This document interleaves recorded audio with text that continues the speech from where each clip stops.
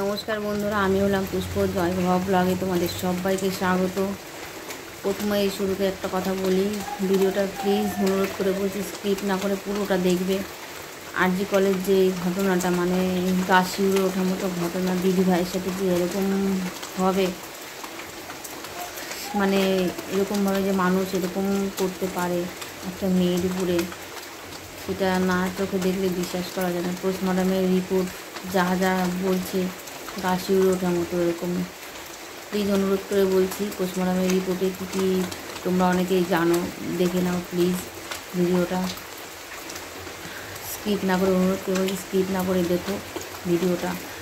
আর দিদিভাইয়ের পাশের জন্য আমরা সবাই থাকতে পারি, দাঁড়াতে পারি।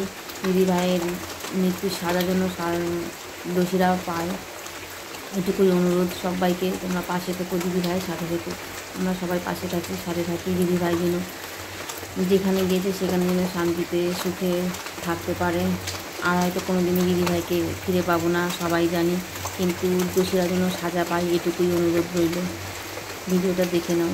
চিকিৎসক মৌমিতা দেবনাথকে ধর্ষণের সময় সাহায্য করে তারই দুই নারী সহকর্মী, এমন চাঞ্চল্যকর তথ্যই উঠে এসেছে। শুধু তাই নয়, তাকে যে গণধর্ষণ করা হয়েছে তাও নিশ্চিত করেছেন চিকিৎসকরা। মৌমিতার পুরো শরীরে 113টা কামড়ের দাগ ছিল। 150 গ্রামের মতো শুক্রাণু পাওয়া যায় তার দেহে। সাধারণত একজন সক্ষম পুরুষের শুক্রাণুর পরিমাণ গড়ে 5-6 গ্রাম। যদি 100 গ্রামও শুক্রাণু ধরা হয়, তার মানে কমপক্ষে 18 থেকে 20 জন পুরুষের সমান শুক্রাণু পাওয়া গেছে মৌমিতার দেহে। পশ্চিমবঙ্গের আরজি কর মেডিকেল কলেজের শিক্ষার্থী মৌমিতা দেবনাথ টানা 36 ঘন্টার অক্লান্ত ডিউটি শেষে মৌমিতার সেমিনার রুমে বিশ্রাম নিচ্ছিলেন। ঠিক এই সময় তাকে ধর্ষণ ও হত্যা করা হয়। ময়নাতদন্তের রিপোর্টের দাবি, যৌনাঙ্গে গভীর ক্ষত হয়েছে। নামে দেখা গিয়েছে বিপুল পরিমাণ রক্তপাতে হাইমেন ফেটে যায়। গভীর ক্ষতের প্রমাণ মিলেছে। 150 গ্রাম দেহরস টেস্ট ফরেনসিক ল্যাবে পাঠানো হয়েছে পরবর্তী পরীক্ষার জন্য। তরুণী চিকিৎসকের বুকে আঘাত লাগে, শ্বাসরোধ করে দম বদ্ধ করা হয়েছে। থাইরয়েডের হাড়ে নির্যাতনের চিহ্ন পাওয়া গিয়েছে। আঙ্গুলের নখ ডিএনএ স্পলিং টেস্ট ফরেনসিক ল্যাবরেটরিতে পাঠানো হয়েছে। শ্বাসরোধ করে গলা টিপে খুন করা হয়েছে ওই চিকিৎসককে। ময়না তদন্ত রিপোর্টে ভয়াবহ তথ্য দেয়া হয়েছে। নিহতের মাথায় ক্ষত থাকার বিষয়ে বেশ কিছু পিটিশন দেয়া হয়েছে। তাতে বলা হয়েছে তার 2 কানে ক্ষত আছে। এতে বোঝা যায় প্রচন্ড শক্তি প্রয়োগ করা হয়েছে।